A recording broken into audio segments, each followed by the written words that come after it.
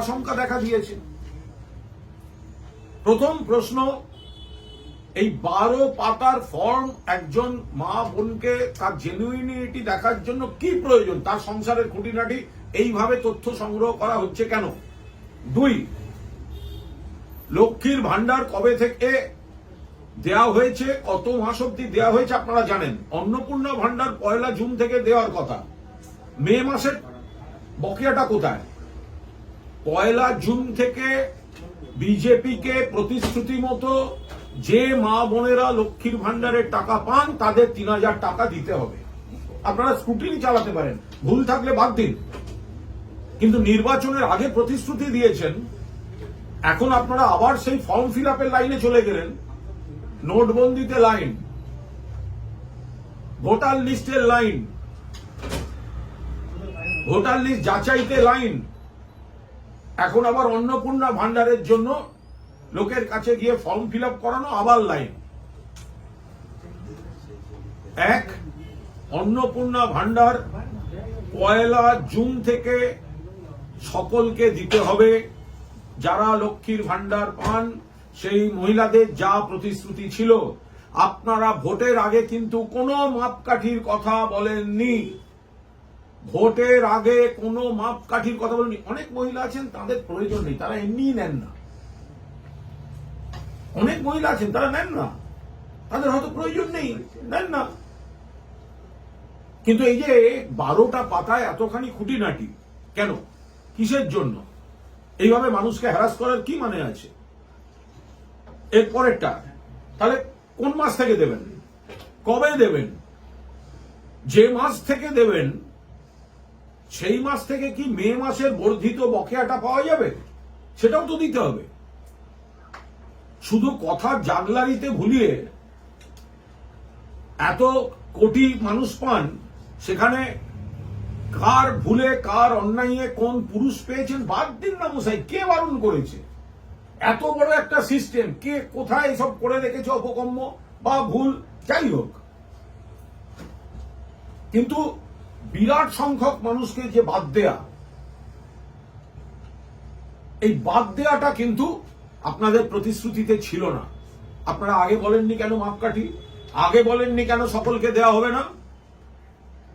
কেন বলেননি আগে যে সকলকে দেওয়া হবে না? ভোটের পর আমরা মাপকাঠি তৈরি করবো। তাহলে কি দাঁড়ালো? 1, ভোটের প্রচারের সময় যে ফর্মটা বিলি করা হয়েছিল সেটি দিয়ে মানুষকে ভুল বোঝানো হয়েছে, বিভ্রান্ত করা হয়েছে, খারাপ কথায় বললে প্রতারণা করা হয়েছে। কারণ ওই ফর্মটা কিন্তু অন্নপূর্ণা ভান্ডারের ফর্ম নয়। তখন বলা হয়েছিল এইটা ফিল আপ করলেই পাওয়া যাবে, এখন দেখা যাচ্ছে নতুন ফর্ম। নাম্বার 2, নতুন ফর্মে যে এত রকম তার 12 পাতার যে কুচির কাজ, কুটির শিল্প রয়েছে ওর মধ্যে, এটা ফিল আপ করা একদিকে যেমন সময় সাপেক্ষ, জটিল, অন্যদিকে গোটা পরিবারের এত তথ্য কি হবে? মমতা বন্দ্যোপাধ্যায়ের মূল যে স্পিরিটটা ছিল, যে বাংলার মা বোনেদের নিজস্ব হাত খরচা, নিজস্ব খরচাটা দেয়া, আজকে এই 12 পাতার অন্নপূর্ণা ভান্ডারের চক্করে লক্ষ্মীর ভান্ডারের মূল স্পিরিটটা, উদ্দেশ্যটা, সেটা বিঘ্নিত হয়ে যাচ্ছে না তো? আমাদের পরিষ্কার বক্তব্য, 1 জুন থেকে মা বোনেদের 3000 টাকা আপনারা যা প্রতিশ্রুতি দিয়েছেন দিতে হবে, কোনো বাদ চলবে না। নিশ্চয়ই স্ক্রুটিনিতে যদি দেখা যায় কোনো পুরুষের অ্যাকাউন্টে গিয়ে টাকা ঢুকেছে, ভুল হতে পারে, ঠিক হতে পারে, টেকনিক্যাল ফল্ট হতে পারে, বাদ দিন, কেউ বারণ করছে না। কিন্তু একটা দুটো জিনিসকে তুলে ধরে সামগ্রিকতাটায় দেরি করিয়ে দিয়ে ভোটের নির্বাচন থেকে সরে যাওয়া বা নির্বাচনী প্রচার থেকে সরে যাওয়া, এটা কোনো অবস্থাতে কাম্য নয়। ফলে তৃণমূল কংগ্রেস স্পষ্টভাবে দাবি করছে, বাংলার মা বোনেদের অধিকারের জন্য, স্বাধীনতার জন্য, নিজের মনের মতো নিজের খরচাটুকু করার জন্য মমতা বন্দ্যোপাধ্যায় সাধ্যমতো বাড়াতে বাড়াতে যে লক্ষ্মীর ভান্ডারটি দিতেন, আপনারা সেটি সম্পর্কে কুৎসা করতে করতে মানুষকে অন্য প্রলোভন দেখিয়ে বিভ্রান্ত করে অন্নপূর্ণা ভান্ডারকে আপনারা সামনে এনেছেন। 1 জুন থেকে বাংলার মা বোনেদের সকলকে বাংলার মা বোনেরা যারা লক্ষ্মীর ভান্ডার পান, স্ক্রুটিনিতে যা ভুল থাকবে বাদ, বাট ক্রাইটেরিয়া করে বাদ দেয়া, এই প্রতিশ্রুতি কিন্তু আপনারা ভোটের আগে দেওয়ার সাহস করেনি। দাঁড়িয়ে বলতেন যে আমরা লক্ষ্মীর ভান্ডার বন্ধ করে দেবো, অন্নপূর্ণার ভান্ডার আনবো, নতুন মাপকাঠি করে আনবো। আপনারা তো বলেননি। তখন বলেছেন যারা লক্ষ্মীর ভান্ডার পান তারা ৩,০০০ টাকা করে পাবেন। এই হচ্ছে ফল। মানুষকে ভুল বুঝিয়ে, মা বোনেদের বিভ্রান্ত করে কিছু মানুষকে ভুল বুঝিয়েছে ভারতীয় জনতা পার্টি। আমরা এই ভুল বোঝানোর তীব্র নিন্দা করি। মমতা বন্দ্যোপাধ্যায় মা বোনেদের স্বার্থে নিজে থেকে লক্ষ্মীর ভান্ডারের মতো যে ঐতিহাসিক কর্মসূচি শুরু করেছেন, সেটাই ভিত্তি গোটা দেশে। তার উপর দাঁড়িয়ে ৩,০০০ টাকা দেওয়ার যে প্রতিশ্রুতি দিয়েছিলেন বিজেপির নেতারা, আজকে সরকারে এসে সেখান থেকে তারা সরে যাচ্ছেন।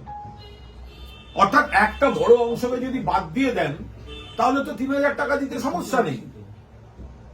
আর মমতা বন্দ্যোপাধ্যায় ধরা যাক ওনারা বলতে চাইছেন কি, এখন অব্দি আমরা যা জেনেছি যে সরকার পোষিত টাকাও যিনি পান কোন সংস্থার, তিনি এই টাকাটা পেতে পারেন না। তো তাহলে এরকম অনেক অর্গানাইজেশন আছে। আমাদের প্রশ্ন, তাহলে কি আশা কর্মী দিদিরা পাবেন? তো কারণ তারা তো সরকারেরই পান। আবার এখন এরা বলছেন সরকার পোষিত বা সরকারি কোনো ব্যাপার পায় তাহলে তারা লক্ষ্মীর ভান্ডার পাবেন না। তাহলে আশা কর্মী যে দিদিরা আছেন তাদের বেতন এমনিতেই কম, আগে আরো কম ছিল। মমতা বন্দ্যোপাধ্যায় সাধ্যমতো যেটুকু করতে করতে গেছেন, তার সঙ্গে হয়তো লক্ষ্মীর ভান্ডারটা একটা সাপোর্টিং একটা অ্যামাউন্ট হিসেবে যোগ থাকতো। তাহলে এরকম আরো অনেকগুলি সামাজিক স্লট আছে যারা হয়তো সরকারের ডালপালাতে আছেন তারা, কিন্তু তাদের আরো একটু আর্থিক সাপোর্ট দরকার। এখন যদি একটা নিষেধাজ্ঞা হয় যে সরকারের ডালে পালায় যারা আছে তারা পাবেন না, তাহলে তারা বিরাট সংখ্যক মহিলা যাদের প্রয়োজন তারা তো বাদ যাবেন। তো তাই আমাদের কথা, ১ জুন থেকে ৩,০০০ টাকা যারা লক্ষ্মীর ভান্ডার পেতেন, স্ক্রুটিনিতে যদি কোনো ভুল বেরোয় সেই ভুলটা আলাদা, কিন্তু কোনো ক্রাইটেরিয়া করে বাদ দেওয়া যাবে না। ইলেকশনের আগে যা প্রতিশ্রুতি ছিল বিজেপি সরকারকে সেই প্রতিশ্রুতি পালন করতে হবে। এটা গেল প্রথম বিষয়। দ্বিতীয় বিষয়, এসএসসি উত্তরপ্রদেশ চরম বিশৃঙ্খলার অভিযোগ এসছে। সেখানে এক একটা সেন্টারে ক্যাওস হয়েছে বলে অভিযোগ এসছে এবং পরীক্ষার্থী বেশি হয়ে গেছে, বসার জায়গা ঠিক মতো করে দেওয়া যায়নি এবং একটা নিটের পর, এই যে নিটের প্রশ্ন ফাঁসের পর এবার আবার ডবল ইঞ্জিন সরকার, সেখানে অতিরিক্ত ভিড়, সিটের আসন বিভ্রাট, সরকারি তরফে সঠিক যোগাযোগের অভাবে একটা বিশৃঙ্খল পরিস্থিতি এবং এসএসসি পরীক্ষা আবার রিশিডিউল্ড করতে হয়েছে। আমাদের সর্বভারতীয় সাধারণ সম্পাদক অভিষেক বন্দ্যোপাধ্যায় ইতিমধ্যেই বিষয়টি নিয়ে সরব হয়েছেন। আমাদের পরিষ্কার বক্তব্য, এটা কি হচ্ছে? নিটের পর ডবল ইঞ্জিন সরকারের এসএসসি, তাহলে যুব সমাজকে পোকামাকড়ের থেকেও খারাপভাবে তারা ট্রিট করছেন। এ ব্যাপারে নরেন্দ্র মোদী এবং অমিত শাহ তারা নীরব কেন? কারণ তাদের রাজ্যেই তো এই বিশৃঙ্খলা হয়ে রিশিডিউল্ড হয়েছে। যে সরকার একটা পরীক্ষা সুষ্ঠুভাবে নিতে পারে না, তারা মানুষকে নানা ধরনের বিভ্রান্তিকর কথা বলে বিভ্রান্ত করছিল। ফলে আমরা এটা চোখে আঙুল দিয়ে দেখিয়ে দিতে চাইছি যে পদ্ধতিতে এরা করতে গিয়ে সম্পূর্ণভাবে এসএসসিটা বিঘ্নিত হয়েছে এবং বহু ছাত্রছাত্রী যারা পরীক্ষা দিতে গেছিলেন তারা বিপাকে পড়েছেন। তো এইটা হচ্ছে, এবং তাতে মুখে কুলু পেটে বসে আছেন নরেন্দ্র মোদী এবং অমিত শাহ। এই হচ্ছে বিজেপির অবস্থা। তাদের নাকি এগুলো মডেল, তাদের ডবল ইঞ্জিন সরকার, লোকের সমালোচনা করে বেড়ায়, আমাদের রাজ্যে এসে বক্তৃতা দিয়ে যায়, কিন্তু নিজের রাজ্যে একটা পরীক্ষা ঠিকভাবে করতে পারে না। একটা কথা হচ্ছে যে আপনি যে প্রসঙ্গটি বললেন, প্রতারণার অভিযোগ, সেটাও বললেন। শ্রমিক ভট্টাচার্য তিনি একটা মন্তব্য করেছেন যে রেশন কার্ডে যেমন ভুয়ো কার্ড থাকে, লক্ষ্মীর ভান্ডারেও প্রচুর ভুয়ো কার্ড আছে, সেই কার্ডগুলোকে সরানো। আমাদের বক্তব্য হচ্ছে যখন একটা কিছু নতুন শুরু হয়, এটা তো মমতা বন্দ্যোপাধ্যায় বা তৃণমূলের লোকেরাই শুধু করছেন না, এটা দেখতে হবে যে এটা তো সরকারি স্ট্রাকচারে হচ্ছে। সেই সরকারি স্ট্রাকচারে তো সিপিএম পন্থী কর্মীও আছেন, অন্য দলের পন্থী কর্মীও আছেন। এটা তো একটা সরকারি স্ট্রাকচারে এত বড় কাজ, সারা বাংলার এত মহিলার অ্যাকাউন্টে নির্দিষ্ট সময় টাকা ঢোকা, এই কাজটা তো মমতা বন্দ্যোপাধ্যায় শুরু করে মানুষকে উপকার দিয়েছেন। এবার যদি দেখা যায় সেখানে কোনো ভুয়ো মানেটা কি, মহিলাই নেই, মহিলার অস্তিত্ব নেই, টাকা ঢুকছে, এখন অব্দি আমরা এরকম কিছু শুনিনি। আবার শোনা গেল অমুকের নামে টাকা ঢুকছে, একজন পুরুষের নামে টাকা ঢুকলে ভুল, বাদ দিয়ে দিন স্ক্রুটিনিতে। আবার অনেক ক্ষেত্রে দেখা যাচ্ছে ওই বাড়ির অ্যাকাউন্টটা হয়তো পুরুষের নামেই, স্ত্রী তার সঙ্গে জয়েন্ট অ্যাকাউন্টে আছেন, ফলে সেক্ষেত্রে পুরুষের অ্যাকাউন্টে টাকা ঢুকেছে। ফলে সেগুলোতে দেখে নিতে হবে। এখন এমন ভাবে বিষয়গুলোকে আনা হচ্ছে, কিছু বললেই মনে হচ্ছে যেন একটা চূড়ান্ত ইরেগুলারিটি বা অনিয়ম। তো এটাকে কেস টু কেস দেখা উচিত। যদি কেউ ভুয়ো নাম দিয়ে টাকা তুলে থাকেন, অন্যায় কাজ করেছেন। যদি কোনো একক পুরুষ লক্ষ্মীর ভান্ডার নিয়ে থাকেন, অন্যায় কাজ করেছেন, স্ক্রুটিনিতে বাদ যাক। কিন্তু ওই ব্যতিক্রমী কিছু লোককে টার্গেট করে এই গোটাটা এত লক্ষ ভুয়ো মানে কি? এবার এর মধ্যে যারা মারা গেছেন বা যারা নেই, সেগুলোকে কি করা হবে, সেগুলো তো স্ক্রুটিনির মধ্যে পড়বে।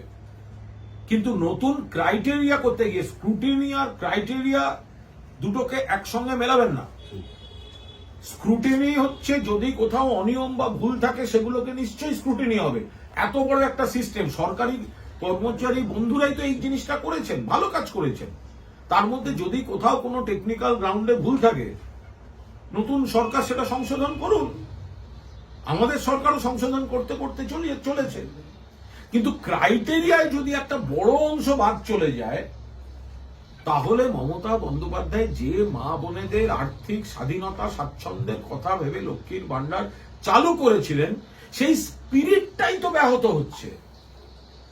এই স্পিরিটটাকে তো অব্যাহত রাখা উচিত। আপনারা প্রথমে বলেছিলেন ভিক্ষা, সেটা থেকে ঢোক গিললেন, আপনাদের রাজ্যগুলোতেই কপি করলেন মমতা বন্দ্যোপাধ্যায়কে। এখানে এসে বললেন বাড়িয়ে দেবো, বাড়াতে গিয়ে অর্ধেক লোককে বাদ দিচ্ছেন। কোন মাস থেকে পাবেন সেটা এখনো স্পষ্ট নয়। যে ফর্মটা দিয়েছেন আপনারা, সেই ফর্ম এত জটিল এবং পারিবারিক এত রকম তথ্যের গল্প শুনিয়ে দিয়েছেন যে তারপরে কে পাবেন আর কে পাবেন না, এটাই তো এখনো নিশ্চিত নয়। বলছি, আপনি আজকে একটা সমাজ মাধ্যমে পোস্ট করেছেন এবং সেখানে যারা এখন দলের বিরুদ্ধে মুখ খুলছে তাদেরকে নিয়ে সরব হয়েছেন, এবং আপনি উল্লেখও করেছেন যে সব থেকে বেশিবার আপনি সরব হয়েছিলেন বলে আপনাকে সাসপেন্ডও করা হয়েছিল। যারা মুখ খুলছেন তাদের বিরুদ্ধে দল কেন ব্যবস্থা নিচ্ছে না? তাহলে ভোটের পর নির্বাচনোত্তর পরিস্থিতিতে দলের কিছু কিছু নেতা বিভিন্ন ধরনের প্রতিক্রিয়া দেখা যাচ্ছে। দল নিশ্চয়ই দেখছেন বিষয়টা, তাদের সম্পর্কে আলাদা করে কোনো মন্তব্য করব না। তাদের সব কথাই যে ভুল বা তারা যা বলছেন সেটা ঠিক নয়, এমন মন্তব্যও করব না। নির্বাচন কমিশন যে চক্রান্ত করেছে তা নিয়ে যেমন আমাদের বক্তব্য আছে, ভোট লুট নিয়ে বক্তব্য আছে, বৈধ ভোটার বাদ দিয়ে দেওয়ার বক্তব্য আছে। আবার নিশ্চয়ই মানুষ কিছু কিছু জিনিস পছন্দ করেননি বা আমাদের ভুল ত্রুটি ছিল, সেটা আমাদের নেতৃত্ব দেখবেন। কিন্তু সবে 1 মাস হয়নি ভোটটা হয়েছে, আমাদের নিশ্চিতভাবে দলের যে নেতারা বলছেন তারাও তো দলেরই। ফলে ভোটের আগে আমরা যারা ভোটে দাঁড়িয়েছেন, কেউ জিতেছেন, কেউ হয়তো পরাজিত হয়েছেন, আবার কেউ হয়তো তার ইচ্ছা ছিল প্রার্থী হওয়ার, হয়তো হতে পারেননি। তো এখন হারার পরেই সব খারাপগুলোকে বলাটা, এটা কতটা শোভনীয়? 1 মাস হয়নি, আমাদের কি তর সইছে না? যদি কোথাও কোনো ভুল থাকে আমরা দলের মধ্যে নিজেরা সবাই আলোচনা করব, নেতৃত্বকে বলবো, তাতেও যদি না হয় যার যার পথ খোলা আছে। আজকে যদি তৃণমূল কংগ্রেস ক্ষমতায় আসতো, তো তাহলে তো কে মন্ত্রী হবে কে মন্ত্রী হবে না তার জন্য দিদির বাড়ি আর অভিষেকের বাড়িতে লবি করা শুরু হয়ে যেত। ভাবুন একটু, এই দলটাই তো জনপ্রতিনিধি করেছে, এই দলটাই তো বিভিন্ন পদ দিয়েছে। ফলে কোনো কারণে সেটা ইলেকশন কমিশন বা আমাদের ভুল ত্রুটি, ইলেকশন কমিশন তো বটেই, বা আমাদের কিছু ভুল ত্রুটি, তো সঙ্গে সঙ্গে যদি আমরা অন্যরকম আমাদের কত কর্মী ঘর ছাড়া, কত পার্টি অফিস দখল হয়ে পড়ে আছে, বেদখল হয়ে পড়ে আছে। ফলে এখন কত কর্মীর মিথ্যা মামলায় হ্যারাস্ট হচ্ছে, তাদের পাশে দাঁড়ানো দরকার। ফলে তার বদলে আমরা যদি এখন মানে 1 মাসও হয়নি, আচ্ছা যদি দলটা জিততো তাহলে এদের বিবেক তো ঘুমিয়ে থাকতো নিশ্চয়ই। আজকে উল্টেছে বলে খারাপ, নিশ্চয়ই খারাপটাকে খারাপ বলুন। আমি তো বলছি গত 4 বছরে আমি 3 বার সাসপেন্ড হয়েছি। আরে আমার রেকর্ড কেউ ভাঙতেই পারে না আজকাল। কিন্তু দল যখন ক্রাইসিসে, তখন নেত্রীর সঙ্গে দলের পাশে থেকে কর্মীদের সঙ্গে থাকবো না? আমি তো বলি বারবার, তৃণমূল কংগ্রেসে যদি অভিমান, রাগ, কারুর দেখাবার একটা তালিকা হয়, তার মধ্যে 1 নম্বরে থাকবে কুণাল ঘোষের নাম। আমার জীবন সর্বনাশ হয়েছে, কিন্তু আমি তারপরেও তো আমার তৃণমূলের প্রতি আনুগত্য, নেত্রীর প্রতি আনুগত্য। সেটা যারা আজকে জিতলেন, কোন প্রতীকে জিতেছেন?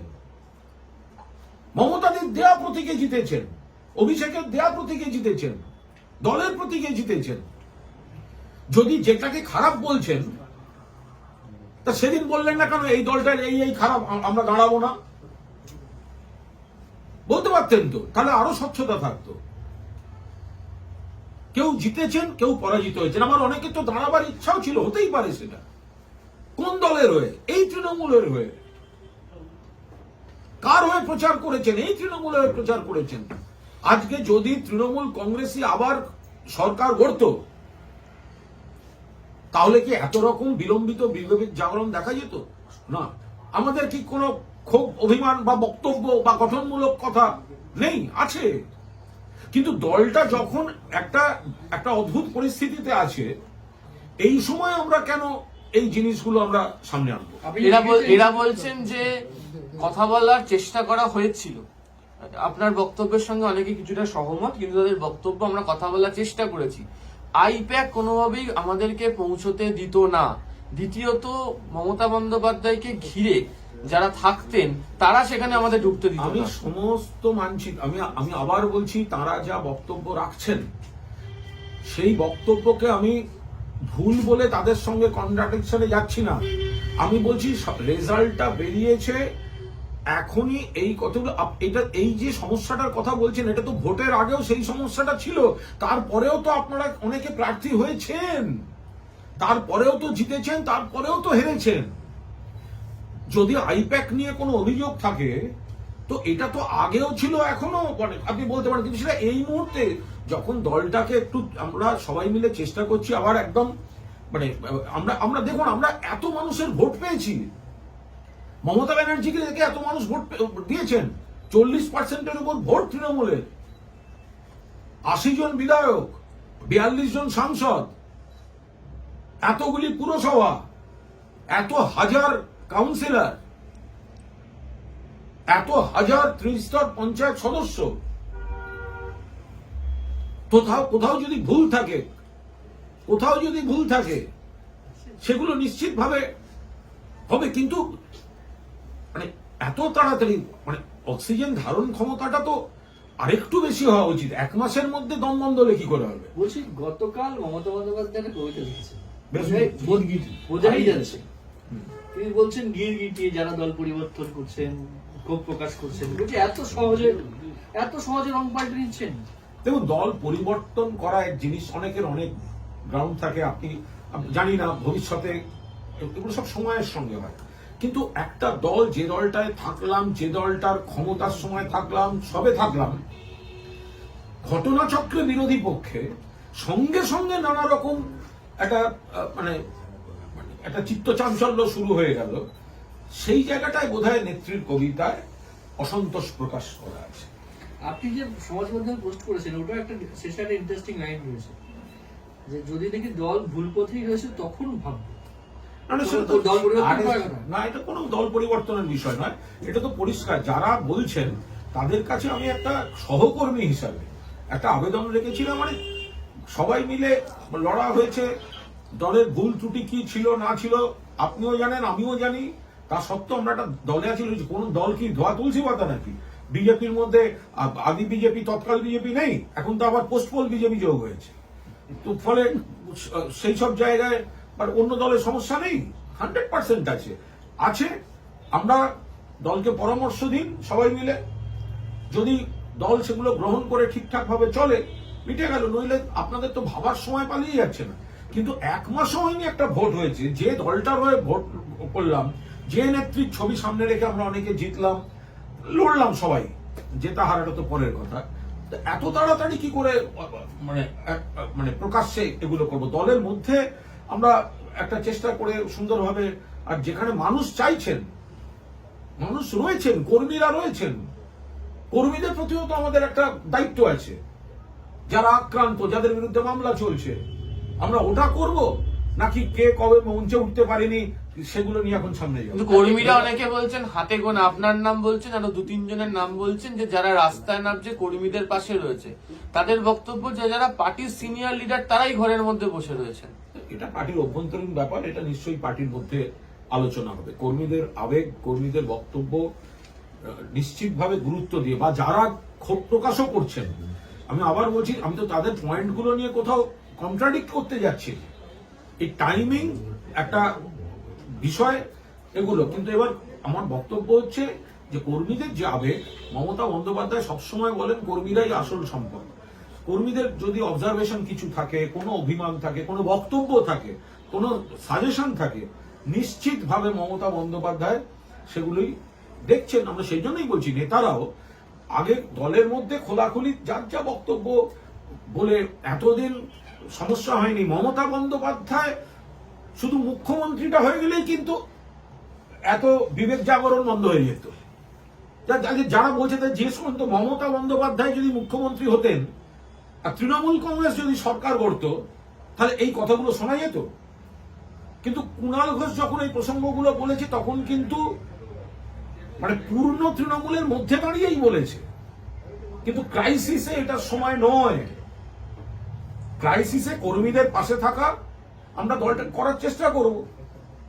যে ক্রাইসিসের কথা বলছেন আপনি, ঠিক সেই সময় দেখা যাচ্ছে আপনার দলের 2 জন সাংসদ মামলা পাল্টা মামলা, অভিযোগ পাল্টা অভিযোগ, স্পিকারকে চিঠি পাল্টা চিঠি। এথিক্স কমিটিতে যাচ্ছেন মহিলা সাংসদ, পুরুষ সাংসদ তাকে অশ্লীল কথা বলছেন। দেখছেন যে 2 জন সাংসদ। আবার বলছি, ওনারা সিনিয়র, কল্যাণদার সিনিয়র, মানে অন্যতম সেরা সাংসদ, আইনজীবী, কাকলিদি কত পুরনো। এখন মানে যদি কারোর কোনো ক্ষোভ দুঃখ থাকে, কারোর সবার সঙ্গে সবার মেলে না, কারোর সঙ্গে কারোর অনেক সময় এক দল করলেও যেরকম থাকে, যেরকম বুদ্ধবাবু সুভাষবাবু ছিল, যেটা হতে পারে, যেটা শুভেন্দুবাবু দিলীপ বাবুর আছে, ওই রকম ধরনের।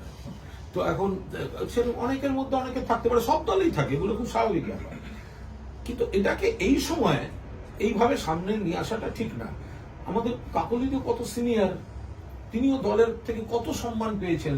তিনি নিশ্চয়ই পুরনো দিনের অনেক মানে দিন ধরে মমতাদির সঙ্গে আছেন।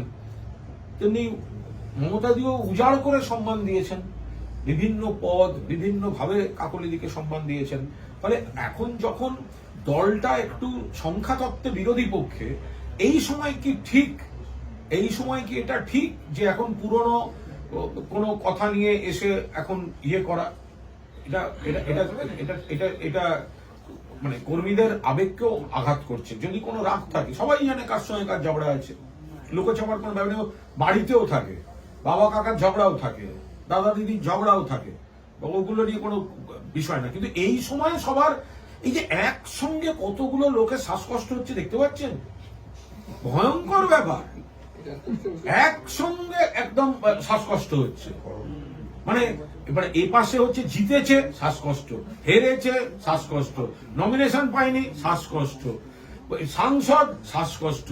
আরে ভাই, একজন মহিলা মমতা ব্যানার্জি, তার মুখটার উপর দাঁড়িয়ে গোটা একটা আন্দোলনের স্রোত, একটা সরকার চললো, আমরা সবাই নানা রকম পদে থাকলাম, আজকে তার পাশে যখন তিনি অন্তত আশা করতে পারেন আমার সহকর্মীরা আমার সঙ্গে থাকবে, সেই সময়টা এগুলো করাটা কি খুব মানে গ্রহণযোগ্য কাজ হচ্ছে? আজকে যারা মজা করে বলছেন মমতা বন্দ্যোপাধ্যায় হেরে গেছেন, একজন মহিলা টালির চালের ঘর থেকে নিম্নবিত্ত পরিবারের মহিলা একা, যিনি তার কোনো অসম্ভব রাজনৈতিক বা আর্থিক প্রভাবশালী পরিবার থেকে আসেননি, এরম নয় যে তার বাবা কাকা জ্যাঠা একদম কংগ্রেস রাজনীতির সব তারকা ছিলেন বা বিরাট ব্যবসায়ী পরিবার, না। এরম নয় যে তার স্বামীর সূত্রে তিনি প্রচুর পেয়েছেন, না, তিনি বিয়েই করেননি। একা একজন মহিলা আগাগোড়া আন্দোলন করে একটা দল তৈরি করে তাকে 15 বছর ক্ষমতায় রেখেছেন, কেন্দ্রের মন্ত্রী পর্যন্ত হয়েছেন। তাকে আপনারা কি হেটা করছেন, কি হারাচ্ছেন? ওনার আর কি হারানোর আছে, আর কি প্রমাণ করার আছে? নির্বাচনে এদিক ওদিক হয়, ইলেকশন কমিশন করেছে, এবং আমাদেরও ভুল ত্রুটি ছিল, 100% ভুল ত্রুটি ছিল। সেগুলো বলে আমরা দলটাকে আবার সৈনিক হিসেবে আমরা সবাই একটা জায়গায় আনার চেষ্টা করছি। এই সময় যারা বিভিন্ন পদে ছিলেন, এই মমতা বন্দ্যোপাধ্যায়ের ছায়ায় যারা বেড়ে উঠেছেন, তাদের এই বিলম্বিত বিবেক জাগরণ এটা ঠিক নয়। সময় দিন আর একটু, যদি দেখেন হচ্ছে না, হবে না, তখন ভাববেন। এখন কেন করছেন এগুলো? বলছি যে অরূপ চক্রবর্তী তো পদত্যাগ করেছেন মুখপাত্রের পদ থেকে, আবার দুর্নীতি ইস্যুতে জাতীয় মুখপাত্রের পদ ছাড়লেন এবার শান্তনু সেন। অ্যাকচুয়ালি এখন এত লোক পদ ছাড়বেন, আমি পার্টি অফিস থেকে আগে পদের লিস্ট গুলো দেখে রাখবো, কারণ আমি তো সবগুলো জানিও না যে কে কোন পদে আছে। ছাড়ার পর প্রমাণিত হবে বা জানবো যে কে কি পদে ছিলেন। আচ্ছা, আমার যেমন পদ লাগে না সাধারণ ক্ষেত্রে, দল আমায় পদ দেয়, আমি খুব খুশি, কিন্তু পদ ছাড়াও দেখবেন কুণাল ঘোষ থাকে, পারফরমেন্স। তো সুতরাং আমি নিশ্চয়ই এত লোক যখন ইস্তফা দিচ্ছেন, আমি মুখপাত্র হিসেবে প্রতিক্রিয়া দেওয়ার আগে আমি দলের কাছ থেকে সব পদের তালিকাটা, নামাবলীটা নিয়ে রাখবো, নইলে তো আমি জানি না কে কোন পদে আছে। শান্তনু সেন জাতীয় মুখপাত্র আপনি জানতেন না? দেখুন, জাতীয় মুখপাত্র মানে শান্তনু আমার বন্ধু লোক, ডক্টর শান্তনু সেন, এবং শান্তনুর সঙ্গে দলের দূরত্বের সময় আমার খুব খারাপও লাগতো, এবং আমার সঙ্গে তার টুকটাক যোগাযোগও থাকতো।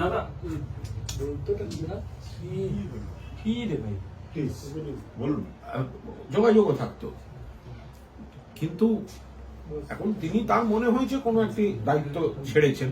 তবে আমার মনে হয় এইসব ছাড়াছাড়িগুলো যদি ভোটের আগে মমতা বন্দ্যোপাধ্যায় মুখ্যমন্ত্রী হলে কিন্তু উনি ছাড়তেন না। আমার বন্ধু শান্তনু, বাট মমতা বন্দ্যোপাধ্যায় মুখ্যমন্ত্রী হলে কিন্তু এইসব ইস্তফাগুলো হতো না। আমি আবারও বলছি, এগুলো যদি মমতা বন্দ্যোপাধ্যায় মুখ্যমন্ত্রী হতেন এবং মমতা বন্দ্যোপাধ্যায় সরকার হতো, তাহলে কিন্তু এই ইস্তফা, এই অমুক তমুক হতো না। তখন দেখতেন যে 1 বছর অন্তর কুণাল ঘোষই কোন সিস্টেম নিয়ে সরব হচ্ছে, আর কুণাল ঘোষ একাই সাসপেন্ড হচ্ছে, আবার তার 7 দিন বাদে কুণাল ঘোষ আবার কাজে ফিরছে। তখন আমি যখন সাসপেন্ড হতাম, একটা বিপ্লবীকে আমি খুঁজে পাইনি ব্রাত্য বসু ছাড়া পাশে। আমি তো দলের মধ্যে দলের কিছু সিস্টেম নিয়ে আমি বলেছি, তো বলে তো আমি সাসপেন্ড হয়েছি। তখন আজকের বিপ্লবীরা কোথায় ছিল? কিন্তু দল যখন একটুখানি অন্য পরিস্থিতিতে থাকে, তখন আমরা কর্মীর পাশে থাকবো, নেত্রীর পাশে থাকবো। তখন কেন এসব বলবো? যখন দল পুরো ফর্মে, তখন বলার দম থাকবে না। আর দল যখন একটুখানি সামান্য এদিক ওদিকে যাবে, কতগুলো লোক একসঙ্গে শ্বাসকষ্ট, বাবারে বাবা, সমস্ত নার্সিংহোম হাসপাতালে অক্সিজেন সিলিন্ডার অ্যালার্ট রাখা হয়েছে, যে একেবারে যখন তখন যাত্রার শ্বাসকষ্ট হতে কিন্তু এখন তো বিজেপি সরকার, এখন সহজ মানে শ্বাসকষ্ট হলে বিজেপি ডাক্তাররা চিকিৎসা করবে। বলছি সৌগত রায় নিমতায় তাকে ডিম ছোড়া বলেছে, অন্যায় হয়েছে। সৌগত রায় একজন বর্ষিয়ান সাংসদ, বর্ষিয়ান নেতা। এই ডিম ছোড়া, গালাগালি, এটা কোনো সংস্কৃতি হতে পারে না। কারা শুনেছে? হ্যাঁ, কারণ আপত্তিকর কাজ। সৌগত রায়ের সঙ্গে আমাদের কিছু ব্যাপারে মিলতে পারে, নাও মিলতে পারে। বিজেপি স্বাভাবিক সৌগত রায়কে পছন্দ হবে না, তাহলে এই ডিম ছোড়া, তো গালাগালি করা, এটা কোনো রাজনীতি হতে পারে না। Thank you. Thank you.